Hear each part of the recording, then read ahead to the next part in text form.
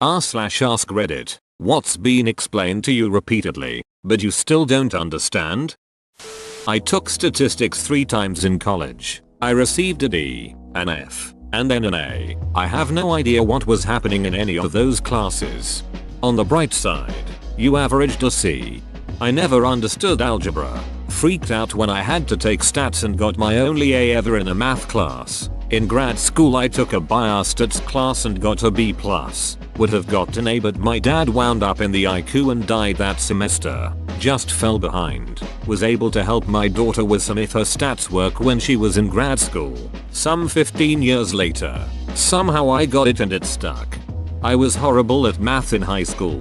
Due to my low grades, I was in the most bare minimum math classes, and I didn't really care. Then, I decided to go into a science program in university, which requires math courses. I had to upgrade my math before they let me take actual university math courses. There was a point when I was upgrading from my HS dummy math to real math where things clicked. They clicked in a way that made me feel like there's a whole different world that exists that I have ignored for 12 years of schooling. It's like when you get a Bethesda game you haven't played before, with a whole new world to explore. Well, maybe not that fun, but you get the idea.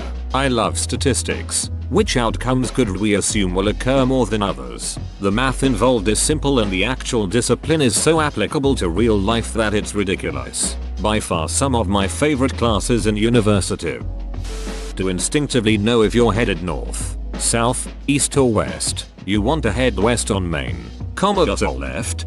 I have never understood how people do it without mountains. I live in Salt Lake City, in the valley. Those mountains are east. Those are west. North and south are natural if you've got that.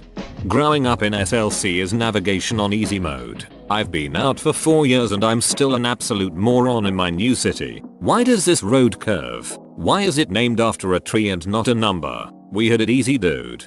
Side story for why does that road curve? We were visiting my great grandfather. He grew up in the same area all his life. Seen it go from super rural to still pretty rural. But at least roads are paved now. There's this straight back road that has one random curve out and back in. Mini's that. It's a straight line. He told us that when he was young, a tree fell there and people started going around it. So when the road was paved and that tree was long gone, it kept the curve, even though there was no reason to. The fact that the universe is expanding but that it's not expanding into anything. I find it conceptually easier to think that the space between stuff is getting larger. This is the more correct interpretation anyway. How could the space between stuff get larger without an outer boundary? There very well may be a boundary. It doesn't seem likely, but it hasn't been ruled out. However, it doesn't really matter for the expanding universe. If it is infinite, you can think of the universe as a flat piece of stretchy paper with grid lines on it. As it expands, each grid line gets farther apart from every other grid line. If the universe is finite, it is curved in some way. Think of this as a sphere. The cliched example is a balloon. As you blow it up, each point gets farther from every other because the fabric is stretchy, even though the boundary has changed. This ignores a few possibilities, but is a good picture without getting technical. Making timesheets during my unpaid internship. Bitcoin. Ha came here to say this. There's nothing like the steep decline in confidence from the first 60 seconds someone tries to explain Bitcoin to the next 60 seconds where they steadily realize they have no idea how it actually works.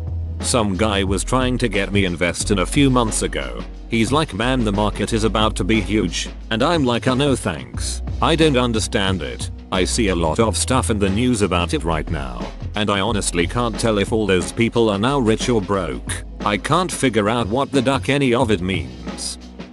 Why people make their beds as a daily chore instead of not doing that.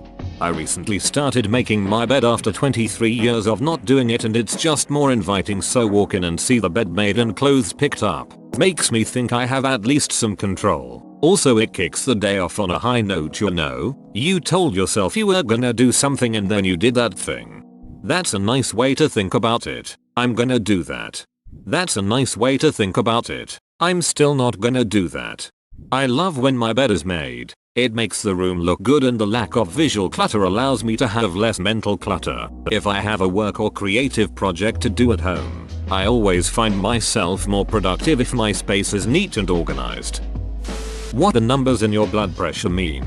The problem is I've asked almost every person that has taken my blood pressure this question and have never gotten a good answer. Usually they have no idea. The top number is the amount of pressure there is when your heart beats. The bottom number is the pressure in your heart in between beats. That's a better answer than I've received from more nurses people taking test. Thanks. But how much pressure? Say 120/80. Is that C? Or if you are pumping 120/80 C, you must be made of metal. And then he just duckin' exploded. Dude, blood all over the air. They found one of his duckin' eyeballs on the registration desk. Dude had 120/80 blood pressure. That's actually pretty normal. No, man. It was 120/80 C, not mmHg. Mother ducker exploded. Where did Ductor's motivation to do boring shit come from? Focus on the purpose of boring tasks, not the inherent interest of the task itself. If the task has no purpose, don't do it. Hate balancing spreadsheets? Judy from payroll really needs those. And you like Judy. Hate working out? Being buff is awesome. And you want to look awesome. Hate ironing sheets? Why are you ironing sheets? That makes no sense. Stop ironing sheets. This is exactly what I was ducking missing. I'm gonna try this. Thank you. Now hurry up with those spreadsheets, Judy. A lot of the aspects of programming. Did I mention I have a programming job? I feel like my life right now is that old I have no idea what I'm doing meme. IDK if it will make you feel better. But the majority of folks commenting have similar sentiments. Do you at least enjoy your work? If not, why are you doing it? I do enjoy it. I'm just a beginner is all. Fresh out of college and my boss hired me specifically because he wants to train me a specific way. I'm not complaining about the pay either. I've always liked this approach. 23 years of business and Rick Harrison still has no clue what's gonna come through the door. Mind equals blown. How sewing machines work. Just got a sewing machine for Christmas. Was 3Ding it for the first time and I was like cool. I did it. It works. But I have no idea how. Music. I learnt it at school for a few years but I can't tell you a single thing. I have no ear for it and tone deaf. I've tried so many times but nope. Violent initiation. Brotherhoods in fraternity, military, gangs and all sorts of groups. I don't under the camaraderie that is born from your new friends or family beating on you for a predetermined amount of time. Art, paintings, sculptures, frescoes, etc. I just don't get it. When I look at a piece of art, I have to have someone there to explain it, or I won't get it. You don't have to get it. I swear I'm not copping out here. Not everything in life, books, movies, anything is going to resonate with you. That's okay. But if you see a painting and you are reminded of an old friend, or a place you used to visit, or any memory good or bad, it's a small thing. But that's sometimes all the art can do. But it did do something.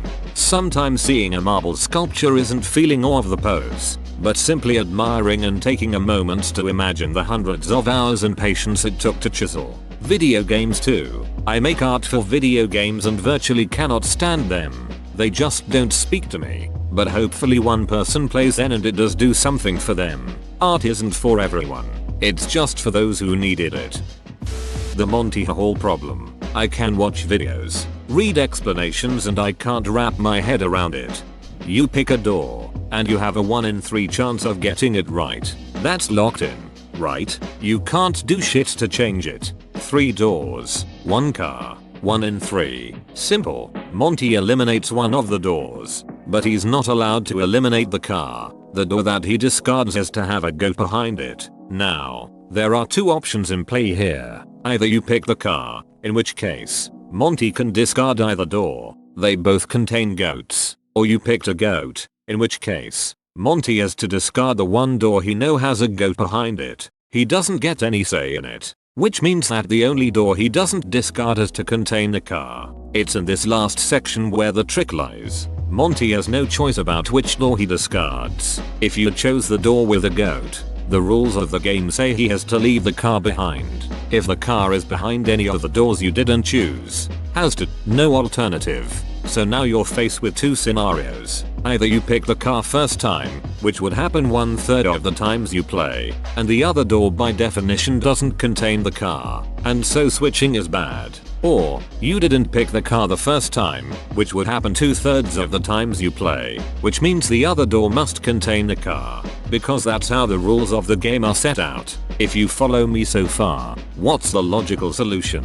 And if you don't follow me, where's the part where you get stuck? Cameras and their ISO, shutter speed, and those other things. Moles, not the animal chemistry, and I like chemistry. Isn't it just like the word dozen? It's just 6.02 x 1023 over something. So you could have a mole of Fiat 500s? I don't understand how the Bible is ever taken literally. It was written by humans and several times it's been edited. The church even admits it. Why is it considered controversial to say that the Bible is basically a religious anthology?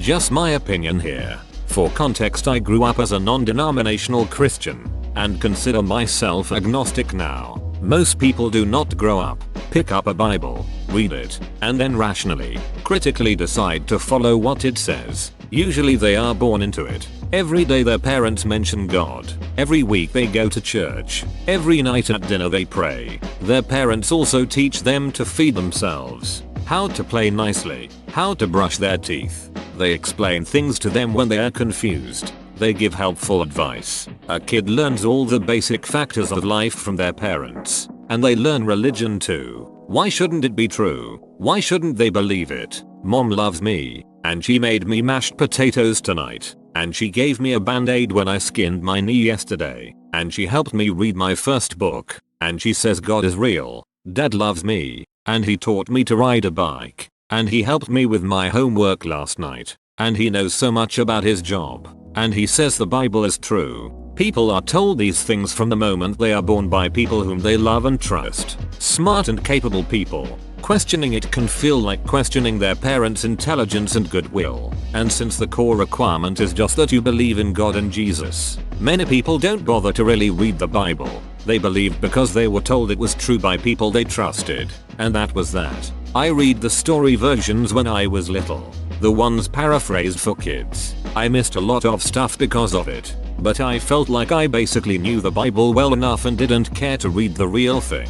It was long and boring and I was lazy. I figured other people around me, my minister, my parents, etc., had read it, and so I took their word for things. I don't think my family specifically ever professed that the Bible was literal in every way, but we certainly believed a good chunk of it was. The miracles, stories, etc. I am not religious now, partially because I realized that I was only religious because I was born into it, and that no one I had ever met had been there to see these things happen, and they knew no better than I did. Questioning the legitimacy of the Bible is questioning what people have known for their entire lives. For many, it is a huge chunk of their moral backing and lifestyle. It is interwoven into everything they do. In addition, the penalty for not believing is an eternity of suffering. It's so much safer to just believe it. So doubt is met with shock and anger and anguish, because so much hinges on the fact that this thing is true. Many people don't ever give themselves the opportunity to doubt. I tried not to for a long time. Health insurance. Multiple people have tried to explain different plans and I still can't wrap my head around it. I just finally asked them what smarter single mid-30s males get, and get that, I don't even know if they're telling me the truth.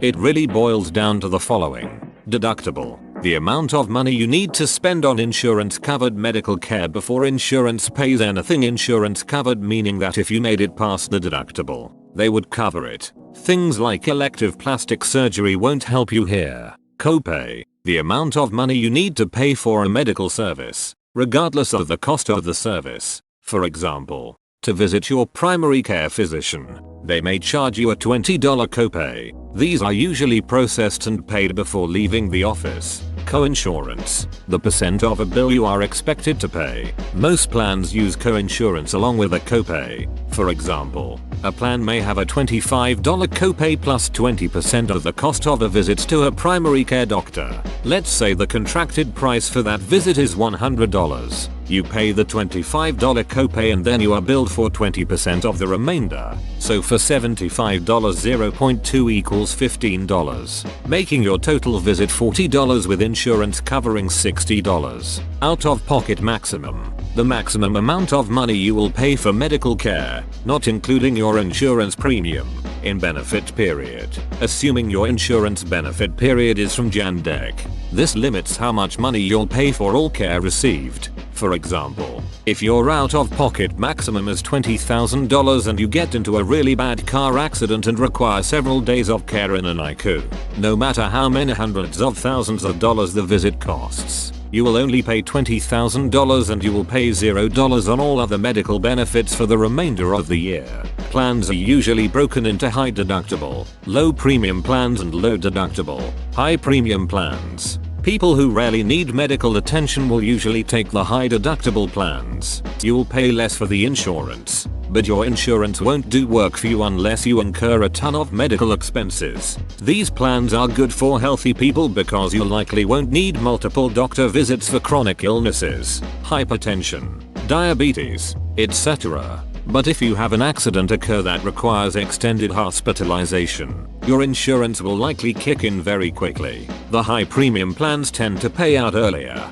low deductible, but you're paying more for the plan itself. This is great if you need medical care often. For example, you got a lung transplant and have multiple follow-ups a month, because your insurance will start paying much faster. However, if you rarely use medical services, your insurance won't pay much more than it would have on the higher deductible plan, but you're paying more for your insurance. Now pharmacy is a different ballgame. Most insurances have tiered formularies. The formulary is the list of drugs that your insurance will even think of covering without a very, very good reason. Tiers describe the preference of the use of the drug, with tier 1 drugs being the most preferred and tier 4 or 5 being the least preferred. This is usually based on price of the drug. Tier 1 is going to be your cheap, generic drugs, with tier 2-5 being a mix of brand name drugs and expensive non-preferred generics. Insurance plans for drugs typically have a deductible and a copay or co-insurance, rarely both.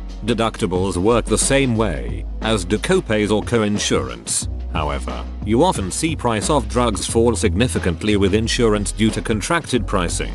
For example, a pharmacy might charge $14.99 for 30 tablets of levothyroxine, thyroid hormone drug. However, the contract the pharmacy signs with the insurance company may say that people with this insurance will only be billed $10 for the prescription. Thus, even though you may have the deductible, your insurance may still save you money. This is true for medical visits, but it's usually not a significant difference and may not be as apparent.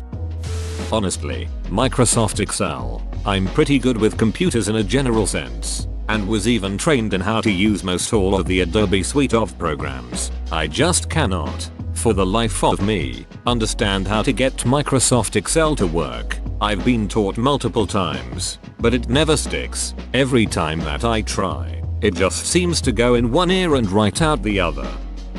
Effect or affect. Younger me thought affect specifically referred to a person's demeanor. So and so had a blunted affect. So today I still have no idea when to use affect versus effect. I affected you with a punch to the face. The effect was a broken nose. How to play Minesweeper.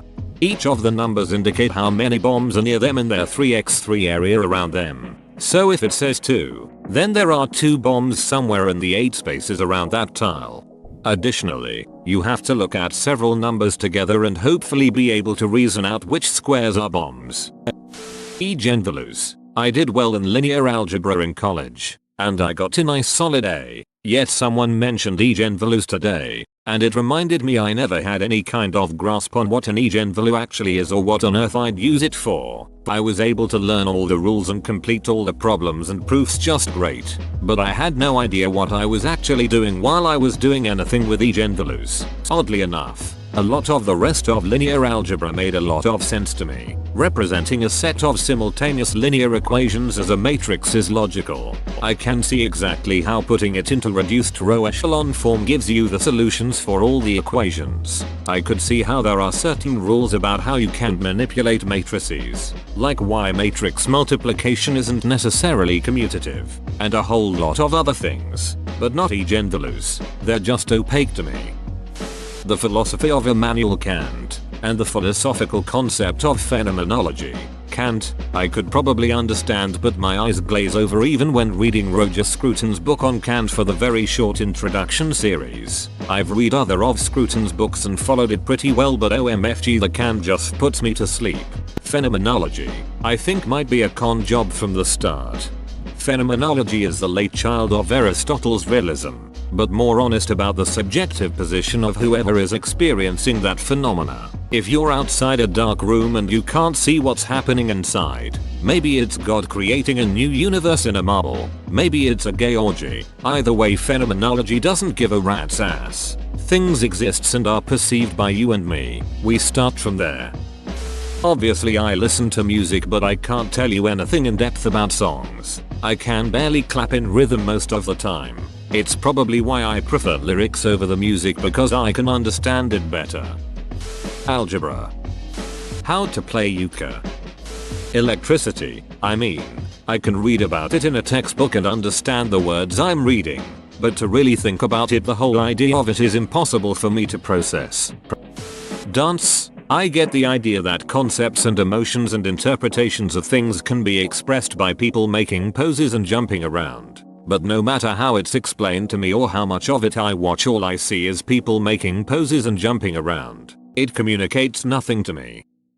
That scene on Jim Henson's Labyrinth where one of us always tells the truth, and one of us always lies. I can never understand her logic behind solving the riddle. Whoa, you made it to the end? You're a ducking beast. I'll cut you a deal. Smash like and subscribe for more curated content, bruh. It's free and that's a great price.